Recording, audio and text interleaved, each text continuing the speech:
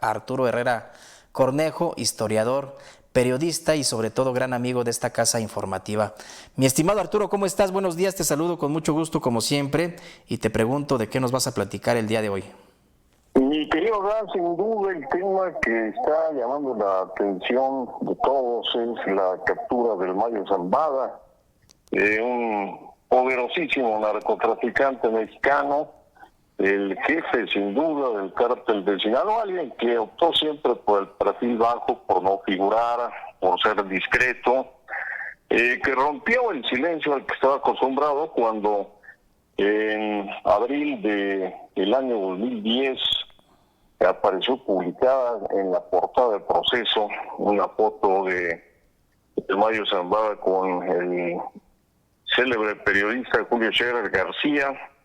Y bueno, pues el relato de cómo llegó Scherer ahí a la guarida del Mayo Zambada después de un largo viaje. Scherer hizo lo que las autoridades mexicanas no habían podido lograr, llegar hasta donde se escondía el Mayo, en un lugar alejado en la sierra. Y bueno, pues esta entrevista dejó sustancialmente el mensaje del Mayo de que el narcotráfico está arraigado en la sociedad, de que a él lo podrían quizá fusilar, pero que habría quien ocuparía su lugar, que lo podrían agarrar en cualquier momento o nunca, pero que el narcotráfico tenía muchos nexos con el poder, que había un ambiente de corrupción que favorecía su florecimiento. La historia del Mayo Zambada pues empieza cuando él tenía 16 años. Él se lo confiesa también allá a don Julio Scherer, que había nacido en 1948, que cuando tenía 16 años él había empezado en el negocio del narcotráfico. Esto ya en otro lado, Anabel Hernández investigó que lo hizo a través de un tío, luego de haber sido empleado de un ingenio azucarero, luego de haber sido también muy joven chofer de un camión de carga. Empezó a trabajar en... Se cortó la comunicación telefónica con Arturo Herrera, quien nos estaba platicando sobre pues esta detención de Ismael El Mayo Zambada. Vamos a tratar de restablecer la comunicación telefónica nuevamente con él, porque está bastante interesante lo que nos estaba platicando, ese encuentro con Julio Scherer, en esa entrevista polémica. Se nos cortó, mi estimado Arturo, te escuchamos. Te decía que empezó a los 16 años a trabajar en el cultivo de marihuana, de amapola, y bueno, pues con el tiempo, siempre guardando el bajo perfil, siempre procurando no hacerse notar, llegó a ser el hombre más poderoso del cártel de Sinaloa. ¿Qué pasó? ¿Cómo lo agarraron? Todavía es un misterio. Sin duda se va a saber cuál fue la circunstancia, cómo fue que cayó en manos no de la Agencia Antidroga de los Estados Unidos, sino del FBI, la policía especializada del gobierno de Estados Unidos. Es un misterio también cómo se duplicó la matrícula de un avión Cessna para aparecer en otro lado, pues un avión de más lujo, no una avioneta, sino un avión ya un poquito de tamaño regular. Y cómo esta historia que contó la secretaria de Seguridad Pública Federal, pues al final se vio desmentida por los hechos, como el piloto y supuestamente lo llevó hasta El Paso, Texas, pues no era el mismo, y cómo el gobierno de México no fue informado.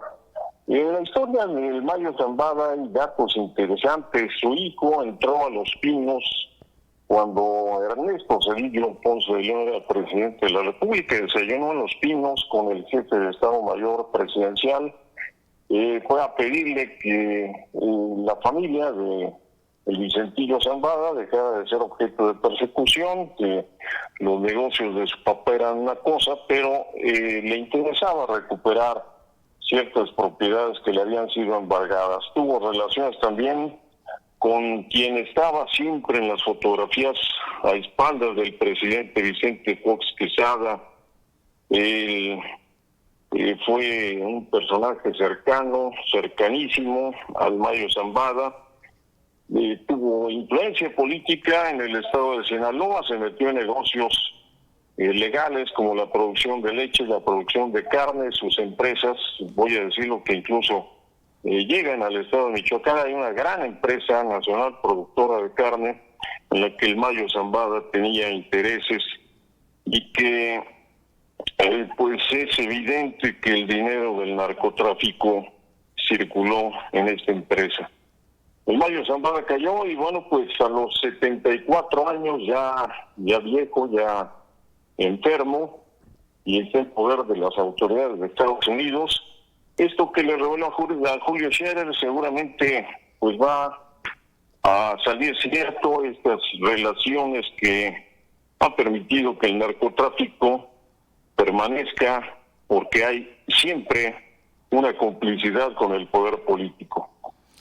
Muy interesante esto que tú nos platicas, mi estimado Arturo, y cómo nos regresas a ese momento de la entrevista de Julio Scherer en aquella ocasión donde logra llegar hasta la guarida de Ismael el Mayo Zambada. Todavía Ismael el Mayo Zambada muy joven, de acuerdo con la fotografía que publicó Sí, Proceso. incluso un poco panzoncito, fuerte. Se veía un tipo con mucha fortaleza, con mucha salud. Muy distinto al que vemos ahora. Al que vimos ahora, que se ve bastante reducido físicamente, seguramente en términos de su salud también afectado. En términos del impacto, del efecto que puede tener esta detención en el marco de la campaña electoral de Estados Unidos y del titubeo o el extravío, mejor dicho, del gobierno mexicano de que no sabe ni por dónde le llegó esta detención, ¿qué opinas, amigo? Bueno, pues que siempre este tipo de operativos requieren muchísima discreción, mi querido Adán, que generalmente cuando se va sobre algún campo no se comparte con absolutamente nadie.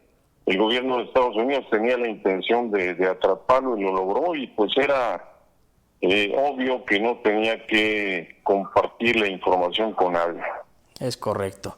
Te agradezco como siempre, Arturo, tu opinión, el tiempo que nos obsequias para poder platicar con nosotros de estos temas, y si te parece bien nos estamos nuevamente comunicando la próxima semana. Así lo haremos, mi querido Adán. Gracias, Arturo. Buen día. Buenos días. Es la opinión de Arturo Herrera con este tema que tiene que ver con la detención de Ismael el Mayo Zambada y aquella entrevista que le dio a Julio Scherer en Proceso con una fotografía bastante, digamos, emblemática, donde aparece él abrazado, Julio Scherer, del